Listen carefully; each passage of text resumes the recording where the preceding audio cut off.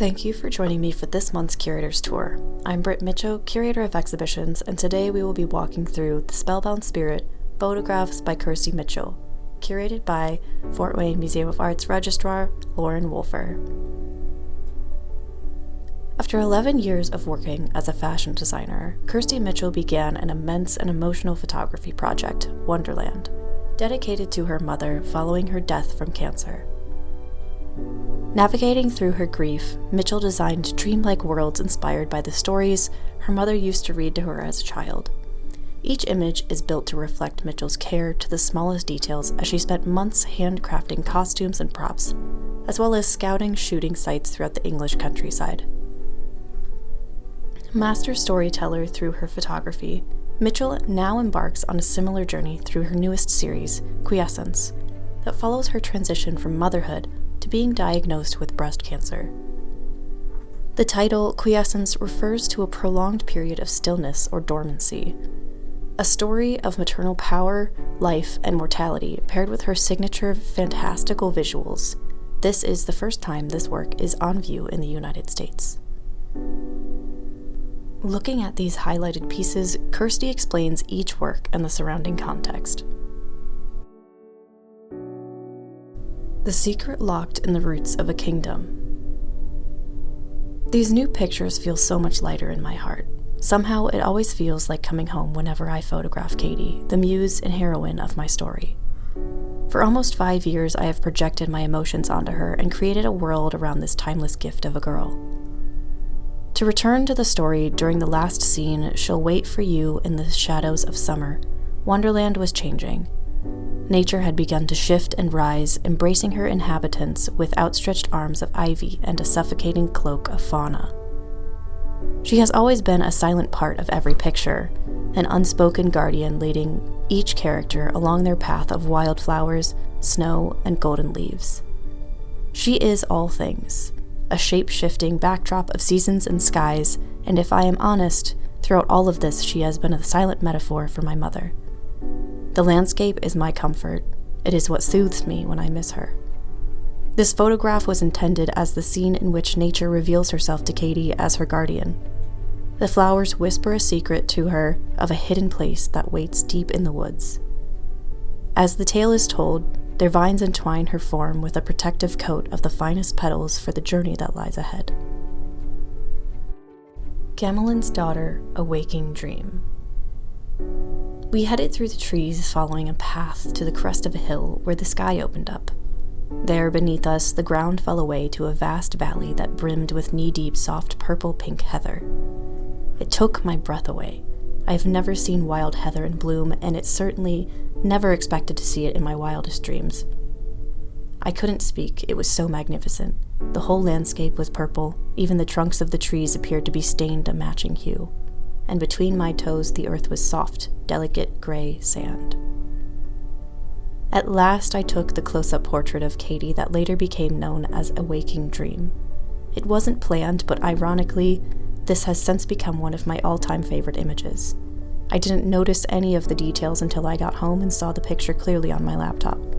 The way the flowers framed one vacant eye and cut across her lip, and the contrast of her pale painted hands against the metal of the ship. The extraordinary blue of her eyes seemed to just slice through the frame. It felt so intimate, as if she was truly waking from a spell, yet somehow maintained a distant, uncomfortable edge.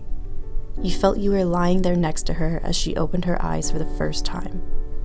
It felt intensely private, which is something I now really love.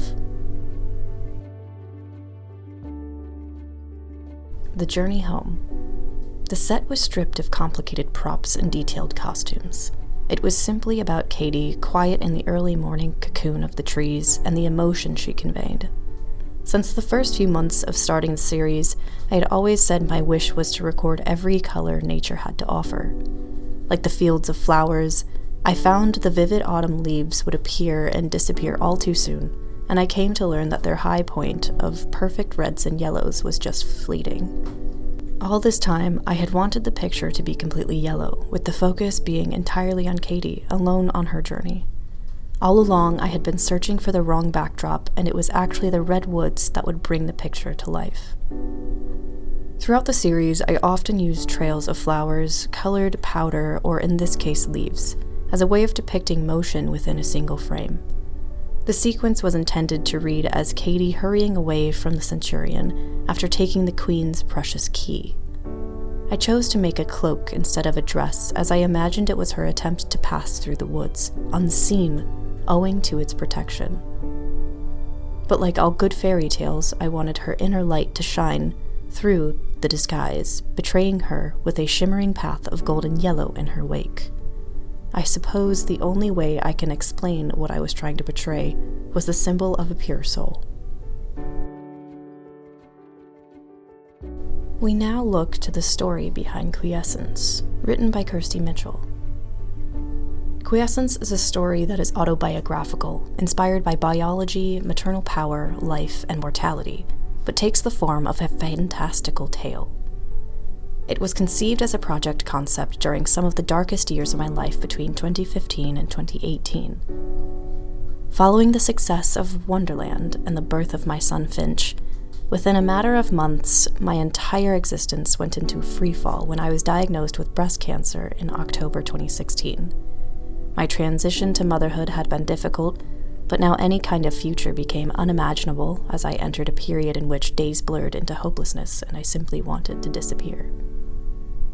Sleepwalking through cancer treatment whilst looking after a baby, my former life as an artist became more and more distant as the days bled into weeks and time became fluid in a way I could hardly grasp.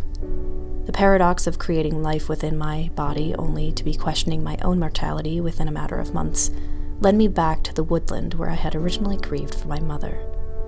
There, within the company of the trees, I was able to let out all of my fears and emotions. A church of towering branches, whose energy was the only spiritual connection that had made sense to me, became the roots which held me steadfast through that time. Publicly, all activity of my work stopped. I was unable to make anything new with the demands of parenthood and crippling side effects of my treatment, and so I became dormant, waiting and hoping for a time when I could one day come back to life and create again. This is where the origins of the title Quiescence came from. Its meaning refers to a prolonged period of quietness or stillness, often used in human biology as a term given to the dormancy of cells, which enter a state of inactivity but retain the ability to divide and effectively return to life again with the right stimuli. Slowly, just as a seed sits silent in the soil, I found ways to plan, and eventually the first green shoots of the project unfurled. Larger in scale than anything I have ever attempted, and admittedly at first, driven by the fear that this might be my last chance to make a large body of work, I set out to recreate the visions I'd obsessively dreamt of during those years when I was unable to work. Supported by an incredible team of professionals whose talent and dedication I am forever indebted to, over the past few years, those visions have slowly come to life, not only as stills but also in the form of beautiful, haunting, moving images. The process has been incredibly demanding but has yielded results beyond all my expectations, something I wish I could go back and show my younger, scared self who felt it was only a dream that I could never possibly make into a reality.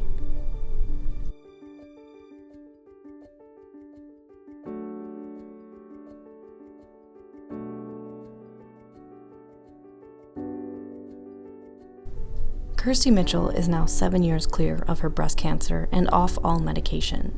She lives and works in Surrey, England in the countryside with her husband and son. If you wish to see the Spellbound Spirit, Photographs from Kirsty Mitchell, it will be on view until April 26th, 2026.